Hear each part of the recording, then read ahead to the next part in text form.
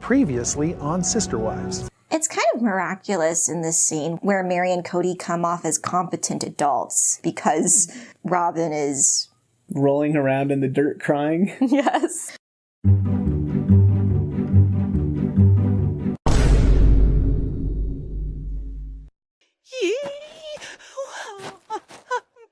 Everyone stop leaving! I need your money! I just want my own planet. So, we're done here, right? Yeah, So, should we...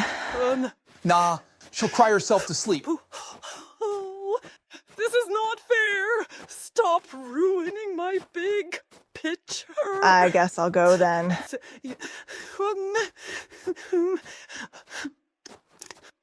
I'm gonna go ride on my four-wheeler. I just want everyone to do what I say! You just had to be loyal, like me! Curse you! Christine, Janelle, Mary, Cody! Oh! No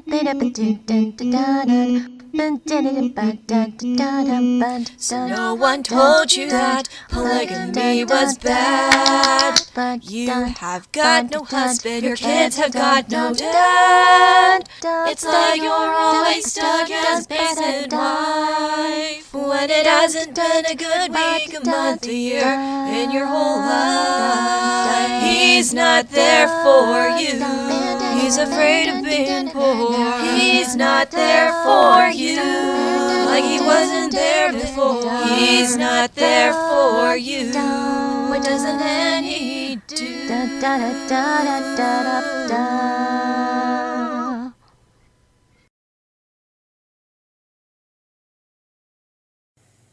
Hello, welcome back to the channel. My name is Angie, this is Tim, Morty's over here, and today we are recapping from their set. I don't know what the backgrounds are going to be for the next 3 recaps, but for now we'll just use their one set. I might pull a Puddle Monkey and reuse assets as well, because I am literally running out of ideas. Well, so are they, and they're getting paid to do it, so... Anyways, for announcements, the only thing that comes to mind is how much I appreciate the overwhelming amount of support I get from all of you guys. I read the majority of the comments, and it's really uplifting to see how much you enjoy the recaps. That kind of encouragement really does keep me going. So, thank you so much, everyone. Oh, for another announcement, I heard that Christine and David's wedding is going to be a 2-part special, and I think it's going to air on January 7th and 14th. Oh, that sounds terrible. I already have an opening I can do for it. It would be the Brady Bunch parody one. Why would it be 2? I don't know. Because for Say Yes to the Dress specials, they're only going to spend 1 huge episode on that one person. But we get 2 because it is a special person, quote unquote. I've been to shorter weddings. 2 episodes. So look forward to that.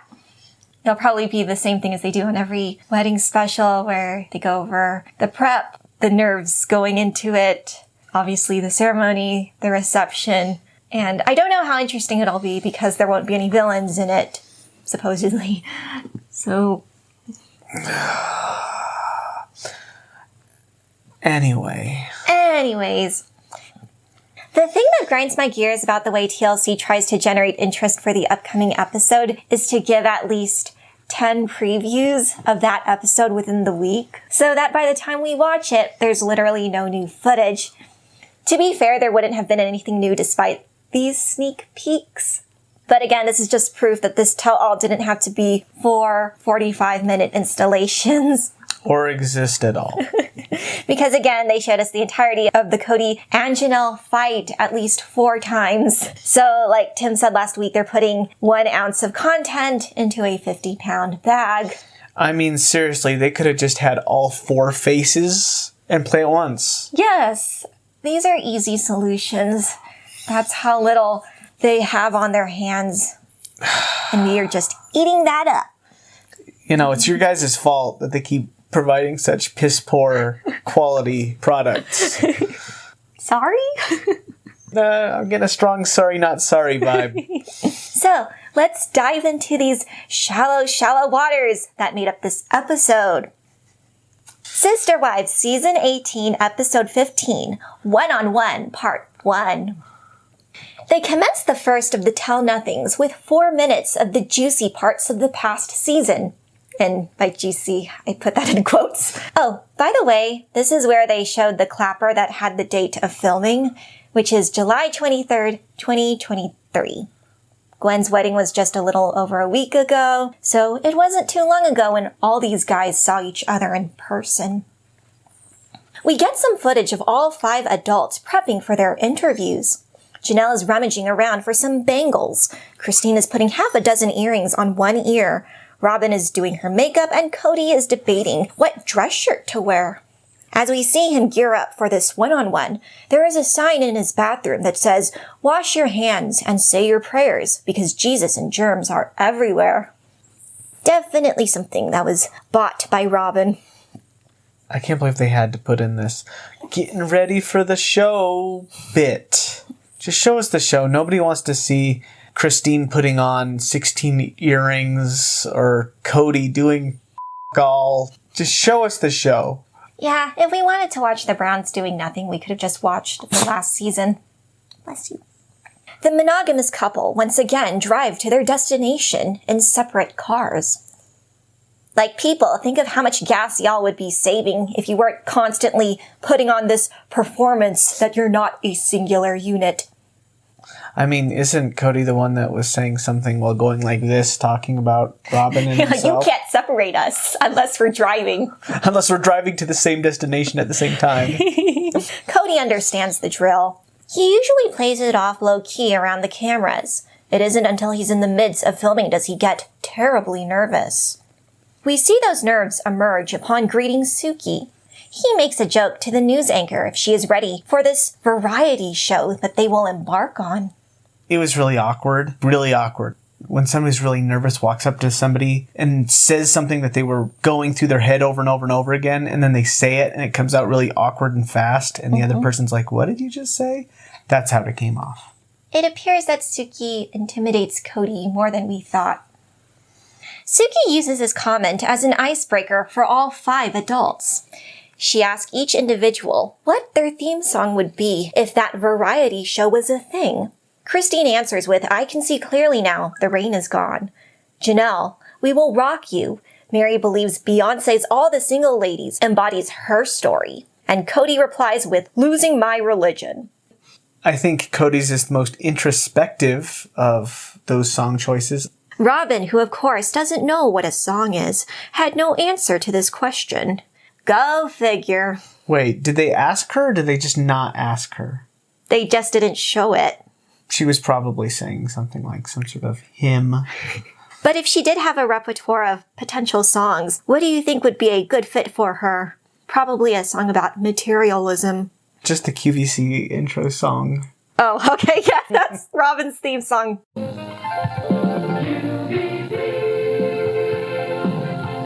Live from QVC, America's quality cable shopping channel. Anyways, back to the actual interview. Sukanya asks Baldylocks if he has hit rock bottom. Ooh, by the way, Cody's hair is looking more curated than usual. I say that because he styled his hair sort of like a crown, because his curls are perfectly symmetrical down to the little divots in them. It didn't look like hair, that's for sure. The very vain man responds, saying he isn't in that pit of depression because he still has things in his life that he does have emotional control over. After all, he has his loyal and obedient family comprised of Robin and her 5 to take solace in, so he at least has that going for him. For now. Why? You think they'll leave? Robin won't let them. Good point. I can just imagine Robin's going to leave the door open one day and the kids are just going to escape. It's like, freedom! She's going to put signs up. If found, 22-year-old, return to me. They get picked up by the local animal shelter. In the hands of the angels. Anyway. Over the past year, Cody has been wondering how events could have played out differently. In not so many words, he basically tells the viewers how much he has regretted choosing this plural lifestyle. Gonna go? Cody thinks that he regrets getting into polygamy. He doesn't know how much I regret him getting into polygamy. If I wasn't watching this stupid show, it would just be another stupid show. So don't think you're out of the woods just yet. A man can dream. Cody goes, "This tenet required that I had to take on more than one wife. I was so anxious to live this principle. I got married to Mary and the subsequent two without vetting them. I blame all of this on the situation. Not me. The only mistake I did was that I didn't love any of them." He goes on to say that if he could redo his 20s, he would have made sure there was some sort of passion before spiritual marriage. You're saying that your Pokemon cartoon was 100% accurate. Yes, where as soon as he joined the church, the first thing on his mind was to just catch as many Pokemon or Polygimon as possible. You give a kid Pokeballs, he's going to try to catch all the Pidgeys that he can. And a lot of Pidgeys he's caught. So throughout this episode, we will see more of this behavior where Cody is rewriting history. Because obviously the first episode of Sister Wives pretty much opens with the lines, "So-and-so years ago I married Mary, then Janelle, then Christine. I fell in love again. I fell in love again, and I fell in love again." In their talking heads, when the parents would all sit together, he explicitly stated that he believes in marrying for love, so he hoped his children would do the same. And now he's saying the only crime he is guilty of is not loving any of them. So he's either lying then or he's lying now. And I just hate that he's kind of moving the goalpost where in the last season, the reason he said he prefers Robin is because she finds favor. And in this season, the reason that he prefers Robin is because he just loved her from the beginning and no one else. It's a little bit more honest if he just says, "Oh, well, I loved her no matter what, so you other guys." I mean, he's more honest, but he's still a jack. Suki then pressures the douche canoe to expound on that sentence even further. She asks if he was in that fit of passion with Robin before getting married, a connection that he didn't feel with his other wives. He confirms that. Janelle also agrees. She was not romantically invested in Cody upon being sealed to him. The second wife says there was an amorous bond, it just came after they were married. Despite that development, Janelle still describes their relationship as functional. So romantic. Cody and her have changed over the course of 3 decades. She thinks that aspect, functionality, was probably not enough to keep Janelle in her ex's good graces anymore now that he has encountered his version of an idealistic marriage thanks to Robin. The jackwagon elucidates as to why his first 3 wives were yipping dogs begging him to come into the family, unlike Robin. He actually was in lust with her. He had that safety and vulnerability he never experienced with these other 3. He felt so safe with his junk in her mouth. I would spend time on my knees. She's the one that spends the time on her knees. How can you spell it out louder than that? I mean, Cody, just come out and say it. He makes us want to vomit with his next line. He was so in love with Robin that for months he was nonstop, just weeping for joy at the prospect of marrying this Diesel Jeans model. Suki then tries to hold Cody accountable. She argues that Cody allowed himself into that mentality where he could be vulnerable with Robin, but just failed to do so in his first 3 marriages. The two-faced jackass realizes the imputation and tries to backtrack on his words. I don't think we can qualify it like that. Let's just say the 2 of us had a click, whereas in my other marriages, I was working so hard for that same spark, but it never happened.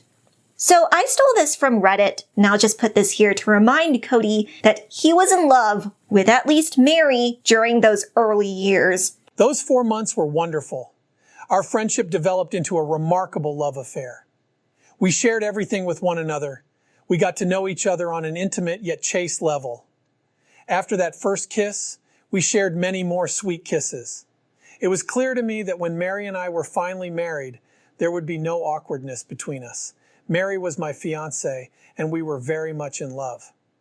Our relationship was a typical love story, the kind you see in movies and on TV. She would smile from across a room, and I would wink back at her. We must have aggravated our friends and families with how much in love we were.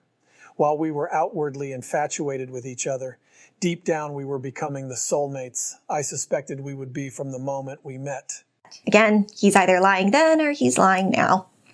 The revisionist man then throws not only the OG wives, but his OG kids under the bus, saying that they have issues in communication. He says there's a struggle with criticism, or whatever it is.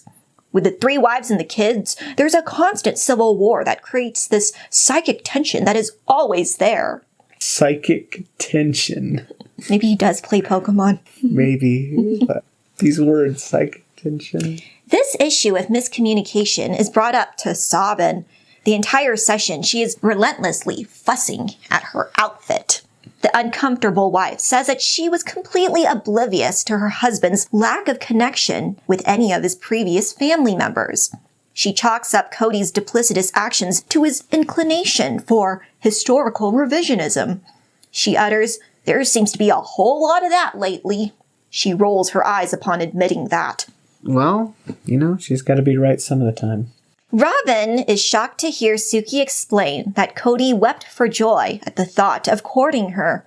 This is BS, because was it episode 1 or 2? Christine sat on the couch that Cody was in Christine's room sobbing, and the only sentiment she could mollify him with was to say he is indeed lovesick, and the only cure was a marriage.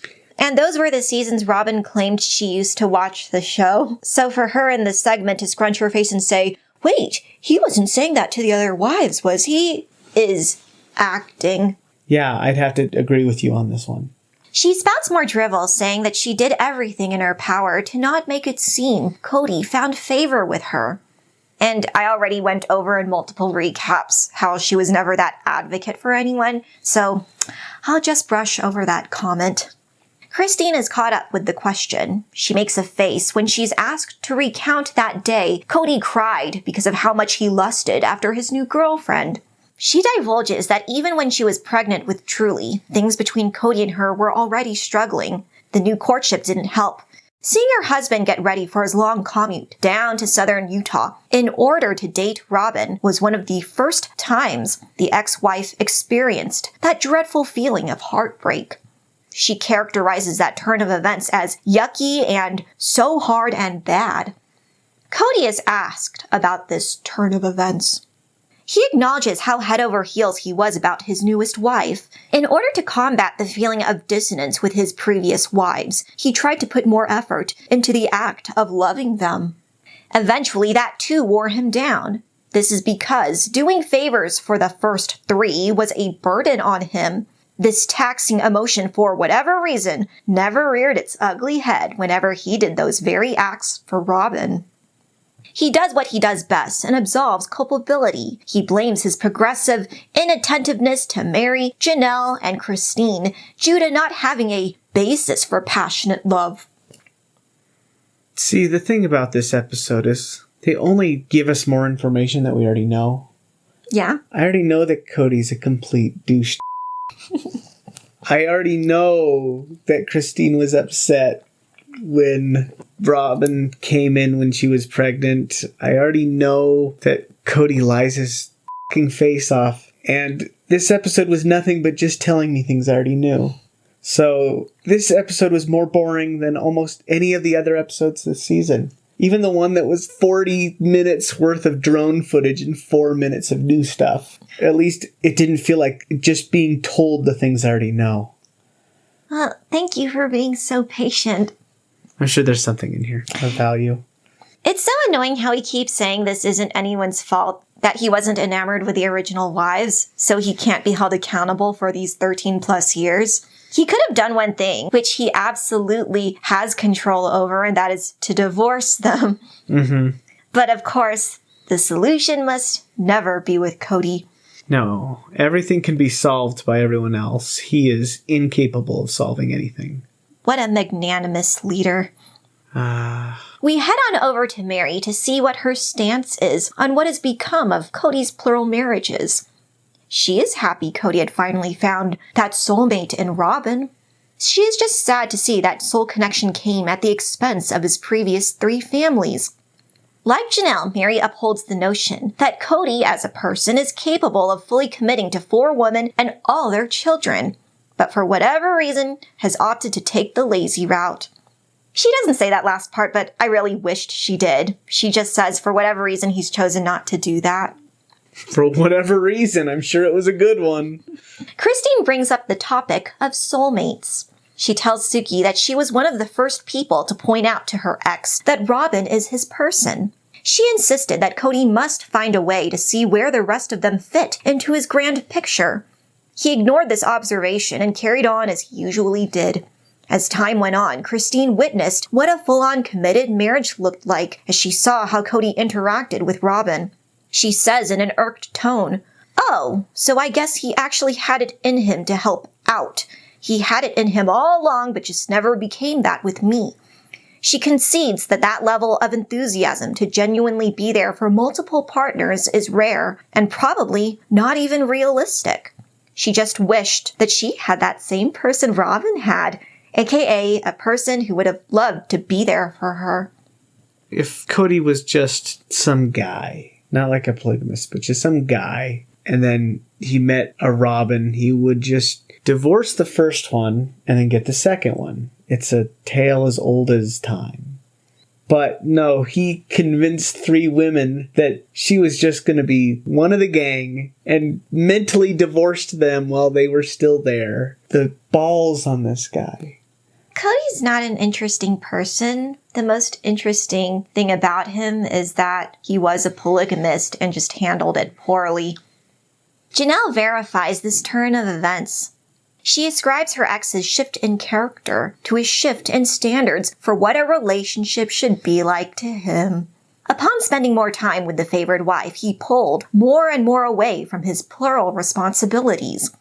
The only way he could be a husband or father to his non-Robin family was if they, quote, conform to his way of thinking. She points out that their sacred covenant doesn't permit that one should up and leave if they are being confronted with disloyalty. Cody was spiritually bound to take care of everyone's needs and undoubtedly failed. We then get to the point in the interview that will take up the remainder of the episode, a deconstruction of Janelle and Cody's crumbling marriage. Both of them aspired for reconciliation, but neither made attempts to make that happen. We segue into a topic about triangulation. Cody doesn't want to nonchalantly have a conversation with Janelle about how their children are doing, because if something goes awry in that discussion, he believes Janelle is going to use their talking points to shit-talk him to the kids. Because of this self-imposed obstacle, he can't get any intel on his children otherwise, since he isn't present in their lives anymore, something he was able to do a decade ago. To garner up some sympathy, he then blames Janelle and Christine of doing the very thing he is engaging in. He accuses his exes of talking about him without him present. Exactly. He's sitting there talking about them right now. I don't think Cody stops to consider the words that come out of his mouth. They just fall out. One after poorly chosen other. He repeats himself. The reason he refuses to talk to Janelle about what his adult children are up to is because he doesn't want to partake in that gossip. I mean, gossip is when you invent things about someone and then pass that nonsense to someone else. How is it gossip if he's having a conversation with Janelle and they're just talking about their kids? I don't know. It sounds like another excuse. Anyways, he's afraid those very people will then talk him. At this point, he needs to be less paranoid and recognize that his kids might talk about him. He just needs to ignore that because his only other option would be to not know anything about his children at all. Because having your kids potentially gossip about you for 10 to 15 minutes should be worth that in order to be their parent? I don't know. Is that crazy? I'm not a parent, but I would say that's a more than fair balance because it's apparent this guy's never going to pick up a phone and text his kids. So if his only way to know what's going on in his children's lives is through the grapevine, I think that's just something he needs to deal with. I don't think Cody'd agree, obviously. Of course he wouldn't agree with me. I'm not a bag. The egocentric man then gives us the line. He asserts that Janelle and Christine are bad-mouthing him because, quote, I'm guilty. He puffs himself out a little bit further. Actually, yes. Yes, I am. I am guilty of not loving them. The news anchor for a brief moment closes her eyes in disbelief. She looks off into the far corner of the room, then back at Cody. Our host asks him, are you admitting that you are guilty of not loving them enough to help the relationship? Mr. Revisionist then rebuffs Suki's conclusion. He clarifies that he didn't withdraw his love. He just never had any of that for them to begin with. Wow, that makes it so much better that you were just not in love with them. You made it worse, Cody. You made it worse. This man, he is so unhinged. The things he says to make himself look better just backfire so badly. He's such a dumbass. Despite this allegation, he still wants to pursue a romantic bond with Janelle. He mentions that Christine was always pining for that lovey-dovey connection with him. For some reason, Suki ignores that comment and guides the conversation to be about Janelle again. All 5 parents are then forced to watch the blow-up fight Janelle and Cody had over the holidays. As the viewers, we are subjected to watching this at least 3 times. Robin's reaction on the couch is for the most part the same one all of us had. She's like...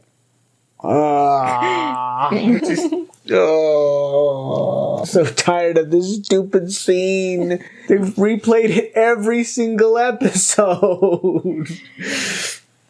For some reason, Christine makes faces, which leads me to believe this is her first time watching this footage.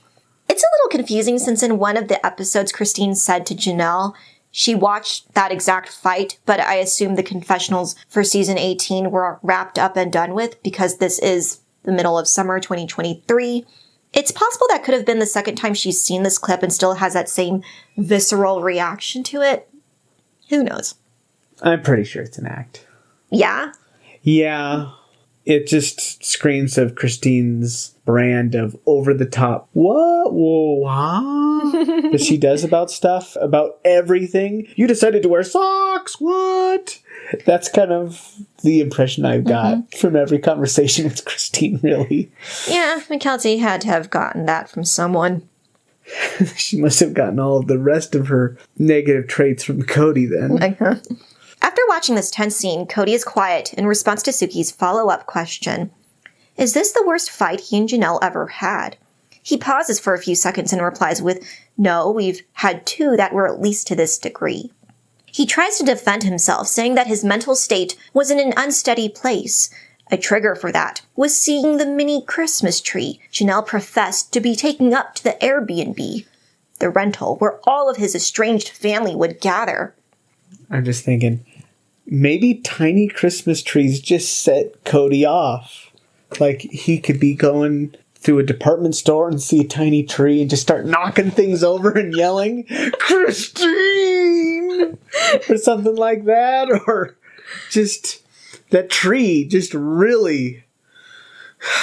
Or a tiny Christmas tree burned down his house. Or he was bullied by a tiny Christmas tree as a small child. Tiny Christmas trees. Oh boy. Oh boy. They do emotional damage to our boy Cody. He holds contempt for these estranged family members and tries to explain their disloyal behavior. If they can diminish his character, then it justifies their reasoning to cut him out of their lives. The very small man points his finger again at his neglected ex-wives. He didn't do anything wrong. Not loving them isn't an offense, since he was at least putting on the performance of loving them. Okay. There's multiple logical errors to his assertion here. He says they are discrediting my character to justify them leaving me. Back it up. Why are they leaving in the first place? If they're just using the fact that you're asshole as an excuse, then what is the actual motivation? Because if he had such great character, wouldn't they just want to stay? Yeah, he's diminishing their character in order to justify cutting them out of his life. He is the walking example of whatever you say bounces off you and sticks to me. Or Isn't that what Maddie said during one of the Thanksgiving episodes? She's like, I'm rubber, you're glue. Anything that maybe that's bounces off of me sticks onto you or something. Yeah, it's a thing that kids say or whatever. But Cody, he accuses everybody else of doing the things that he's doing. But the difference is that we are watching him do them, making him look like even more of a piece of shit. Cody is just oblivious about how bad he comes off. The man who demanded that Mary be more loving in order to come around then tells Suki that he was the one who was putting in all the effort to feel in love. He goes, I can't be held accountable for that part of it. We listen to Janelle's perspective about the heated argument. Unlike Cody, she doesn't believe they've ever had a dispute that spiraled this badly. Before filming, she intended to confront her negligent spouse with a list of talking points because she knew that he was coming in with his own ammo. As the fight persisted, she found herself in a position where she couldn't express her opinions due to him constantly shutting her down. That attribute of his has been a fixed trait within their marriage where Cody never self-reflects. He's never admitted that he could have done something better. Mary attests to this very toxic quality of his. From an outside perspective, she still doesn't think Cody is capable of being introspective. She doesn't say much more since she hardly interacts with him anymore. Robin believes that Cody's trigger was based on Janelle's lack of backup since she was technically still one of Cody's wives. The embittered man was upset that that very support was going to one of his exes instead of him. Baldylocks accuses Janelle of being unempathetic and never siding with him. I feel that's just her personality. There were times when Christine tried to vent to her about Cody. Janelle would say things like, he's a great husband, you're being ridiculous. Janelle's always been apathetic to anyone's griping. She even did that last episode during their road trip where Christine wanted to complain about Robin's comment that she is not yet divorced. And Janelle was like, that's technically true. You do have to be released if you still believe in our faith. If anyone is being objective about taking sides, it would be Janelle. This just doesn't favor Cody this time, so he's whining about her. Yeah, in a lot of these instances, Cody describes the wives as acting in a way to try to spite him, despite the fact that they've been acting like that for decades. Ooh, speaking of, that's exactly what he's doing now, where he's trying to reframe everything as a reaction to him. I mean, he's a narcissist. We've known that since season 1. He says that Christine and Janelle's friendship is a charade. They are only getting together now as a big F you to Cody. Only now have they gotten along. Suki inquires Christine on her friendship with Janelle, specifically on Cody's interpretation of their bond. The liberated woman laughs, saying her ex is getting a taste of his own medicine. Cody would frequently brush off their jealousy since that was a component of the lifestyle. She goes, See? It sucks, doesn't it, that she picked me over you? This is because she talks to me, knowing that we can work things out. She doesn't have that with you, so take off your blinders and see what it's like on the other side. The man who refuses to be introspective, unsurprisingly, does not take off the blinders. He belabors the point once more that these women chose this lifestyle, so that excuses him for his lack of empathy. This guy's got an excuse for everything. This guy can turn anything into an excuse. See example 1, the Christmas tree. Anyways, back to Janelle. Cody touches upon an incident that he initially didn't want to discuss. This unknown event was when he realized he and his second wife would not reconcile anytime soon. Suki tries to guess what he is alluding to. She asks if Janelle and Christine being BFFs had anything to do with writing the marriage off. He shakes his head, saying that was an indicator that Janelle isn't as devoted to him, but it wasn't cause to stay separated. He breaks and reveals that moment of truth. Around the time Cody was sick with his debilitating bout with COVID was the same week Janelle ran away on a vacation with Christine. They went to Universal Studios with Savannah and Truly, and that was a betrayal for Cody. So they had left, then he got sick. Yes, I think. Is that how it went? Well, then how could that be a betrayal? He might have been feeling sick and then it got worse. She was not sufficiently clairvoyant to foresee the COVID. And for that... I mean, it wouldn't have mattered if he got sick before or after. As we'll see later in this conversation, she can't do anything because obviously he is in quarantine. Yeah. The second wife imparts what happened during that escapade with Christine. She and her were in a hotel when she got the phone call that Cody was on his deathbed. No, he wasn't on his deathbed. He wasn't even that sick to get admitted into the hospital. Mm-hmm. During this phone call, the logical wife decided to call the doctor since she was clearly in another state. She almost made the decision to cancel the trip entirely due to Cody needing someone to go to a Walgreens, buy him medicine, and then place that medicine on the doorstep of his house. Could you just go down to the pharmacy, get the pills, drive down, put them on the doorstep, and then leave, and then I'll take them while you're gone? I mean, he had Aurora, who wasn't sick. You could have just asked her. She drives, so... Yeah, so... Cody's just being a douchebag. Janelle's beef with Cody is that he is dishonest of his reason for holding a grudge against her. He insists that Janelle was cruel during a time he thought he was in his final days of life. The logical woman restates that that isn't the actual reason and is using his death-like bout with the virus as an excuse. The same way he uses Christine's betrayal as an excuse to not fix his broken family. Cue the list of canned excuses. COVID got crossed out. He had to come up with new ones.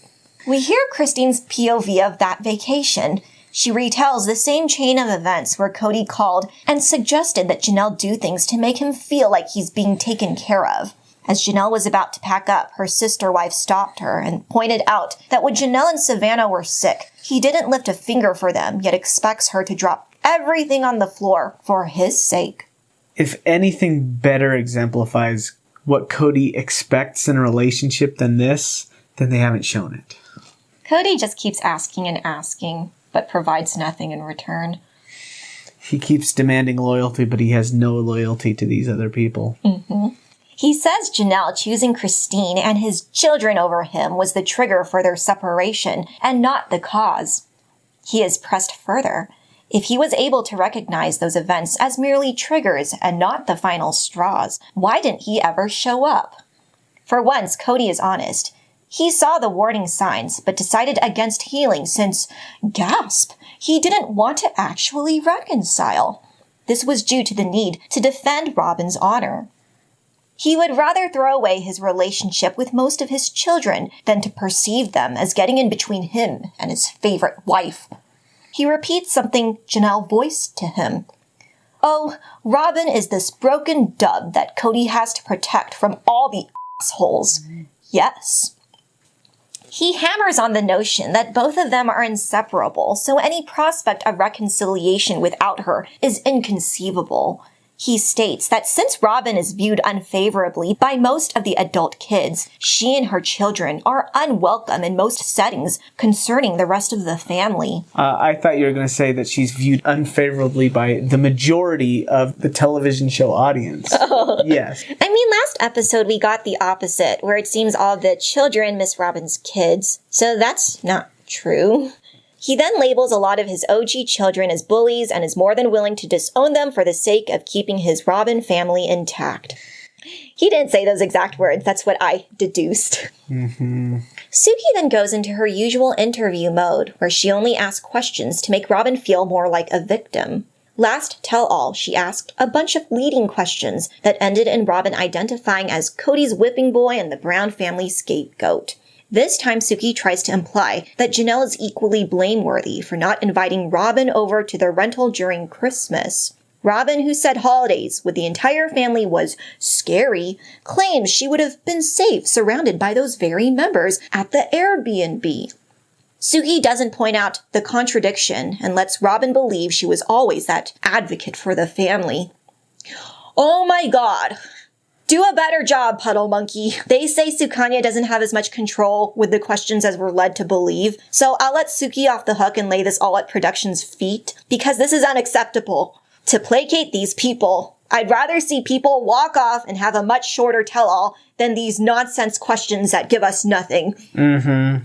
They're not giving us anything we don't already know. I'd rather watch Robin be flustered for 30 seconds than watch 4 tell-alls of her just, gosh golly, I'm such a hard wife person. No. Yeah. Throughout this exchange, Robin keeps poking at the corners of her eyes, even though she isn't producing any tears. As we see her do this, we get a nice shot of the gigantic horse ring and apparently a new diamond wedding band. Suki brings up an accurate assessment of the situation. Janelle and Cody are at a stalemate regarding their relationship. Janelle's non-negotiable is her children, and Cody's is that everyone needs to kiss Robin's ring. Rings. Oh, I thought you were going to say ass. That too. Despite her husband's valiant need to protect Robin's reputation, the two-faced woman claims that she never asked the boys to say sorry to her. No, she just asked them to apologize, which is totally different. Yeah, because when you go to a funeral and you are expressing sympathy, when you say, I apologize, you're saying, I'm the one who did it. Yes, very different. Robin knows what she wants. Janelle doesn't believe that Cody rescinded his need for an apology. A little while after that discussion, he came back to Janelle, essentially saying he changed his mind, that he does want the boys to go over to his house and, quote, make peace with their dad, and then they can be with him for the holidays. The astute woman maintains that that sort of demand is the same as an apology. I think it's fascinating that Cody is famous for never, ever, ever changing his mind on anything. Except after he's had a conversation with Robin. He seems to see things in a little different way. And there's just something about talking to Robin that causes Cody to see things from a different perspective. Yeah, the joke is Robin gets him to change his mind. Cody is inquired about his dramatic exit after the argument. Again, he brings up being undermined and betrayed when he is supposed to be the leader of his family. Cody, you don't have to worry about not being seen as the leader of the family because it's obvious that Robin is the one who calls the shots. After the debacle, he confesses that he and the second wife will never reconcile due to, quote, seeing so little value in the relationship. He gripes some more, saying Janelle finds all the value in a friendship to Christine, and he is still seething with jealousy about that. This man. It reminded me last episode where he was willing to call off potential friendships with Christine's brothers because he was divorced from their sister. He wants to call off his marriage to Janelle because he's divorced from Christine.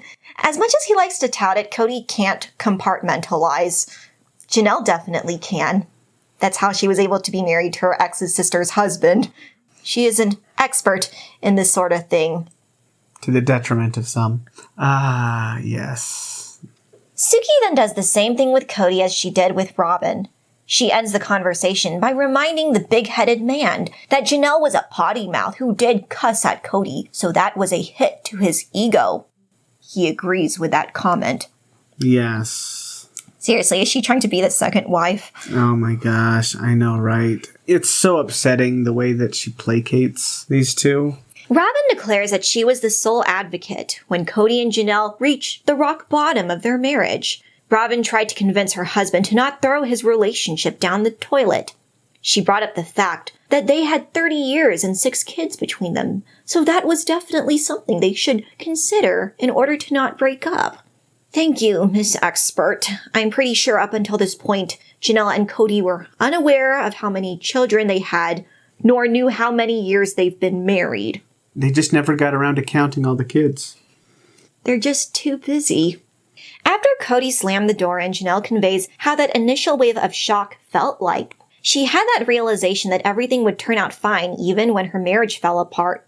This happened when she went about her daily routine. She was sitting in a car in a parking lot, and this tremendous sense of relief came over her. In a way, she felt elated at not having to put any more effort into her crumbling marriage. We finally step away from the fight and talk about its aftermath, notably the conversation Janelle and Cody had at Salsa Brava. Oh, I thought you were going to talk about the door handle. Oh, that they had to install a new one. Yeah. This lunch meeting and the pre-Christmas blow-up occurred 2 months apart from each other. During that time in between, both parties went no contact with the other. Janelle and Cody are made to watch that exchange, where it ends with Cody bragging about his muscles. Oh, it's like they're rubbing dirt in her eyes and putting needles in her ears. That's what it's like with this show sometimes. Yeah, just rubbing Cody's muscles in our eyes and blasting his words in our ears. Oh, so unpleasant. The host opens the discussion with a palpable distinction. Cody's view of how he and Christine split versus how he and Janelle split. Cody thinks his marriage to Christine was unviable since she was a sister wife. Cody thinks his marriage to Janelle is unviable because Janelle only sees him as a piece of meat. Suki harkens back to that comment and asks the logical wife if she does in fact like his pecs. Janelle throws her head back and starts roaring with laughter at the thought of her husband's idiotic statement. She says she doesn't think about those things, but since Cody's so in love with himself, he assumed Janelle was obsessed with his pecs and abs as well. She tells us, "He doesn't know what he's talking about. It was fine. I don't care. There's so much more to a marriage than that. He loves his pecs so much, but clearly they aren't what it's about for me." We get Mr. Abs himself trying to correct his image, saying that the editors cut out the most important part of that conversation. He brought up his rippling muscles to accuse Janelle of the sin of not seeing him as a human being, but rather as a pool boy toy piece of meat. Which I will direct Cody's attention to the number of times Janelle has said that she married Cody because he provided her with that spiritual, intellectual, vulnerable, stimulating conversation that she doesn't get with anyone else. And this is from Janelle's part in the matrimony section of their book. "I wanted a man with whom I'd have an intellectual connection, who would be happy and willing to have long discussions with me. I wanted a companion, a friend, and if I found these things in a man, I was certain intimacy would develop from that. Even though Cody was quite young, he was the most emotionally intelligent man I knew. He was leap years ahead of all the other guys his age. He was the best guy I knew in the polygamous lifestyle I'd become infatuated with. So why wouldn't I want to marry the best guy out there?" Cody is lying when he accuses Janelle of all people of only seeing him for his body. You should be putting that distrust on Robin, who only sees you for your wallet. What were the other guys like? I don't know. Were the other guys just hammering nails into walls with their foreheads? What, to make Cody look like the Renaissance man? I mean, by any other person's standards, the guy's a Neanderthal. But what were the other guys? Were the other guys like... I don't know. We said this before over and over again. Janelle has such low standards. Oh my gosh. Maybe Cody really was the best guy in the polygamist scene. And have you seen the scene? And then it just show it and it's the bugs you see underneath a rock. Anyways, our host begs Cody to expand on that declaration that Janelle doesn't see his humanity, only his physicality. She asks him, what does that mean? Did they have great sex? Cody looks at his cuffs and goes, The episode cuts off before we see if he actually answered. Of course he didn't. Of course he didn't.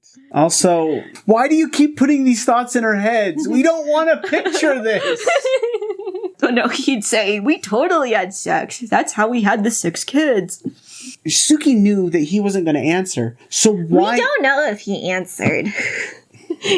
That was I don't want to know the answer. Okay. I mean, if she was going to ask a question that was so unpleasant, ask a question that we at least want to see him struggle with.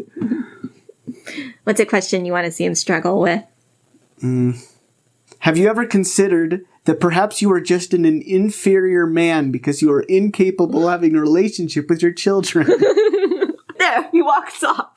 Yes. Bye. Have you ever considered that perhaps that you were just committing adultery with Robin when you were trying to claim it to be an additional wife? Cody, have you ever considered that the fact that you can't have an emotional conversation with your adult children just emasculates you? Yes, I mean, seriously, if you're going to ask him something that you know he's not going to have the answer for and he's going to become incensed with, at least have a good dig, a real backhanded leading question. Like, you know. Have you ever considered that the reason your kids don't like you is because you are a shitty shitbag? You know, really just lay into him. Anyway. Give me a synopsis. The wives and Cody all sit down individually to answer questions that we already knew the answers to. We watch the Kody and Janelle fight 4 more times to see the reactions that are just as interesting as you'd think, which is not at all. We find out that Cody's sworn enemy is small Christmas trees. Thank you for watching all of this. I guess we'll have to buckle up for 3 more recaps and a 2-parter wedding special. I'm considering for next time handing Angie a 3x5 card and saying, you can only write notes as far as you can fill up this card. And it will still be too many notes for this tell-all. Anyway. So, that's it. Bye.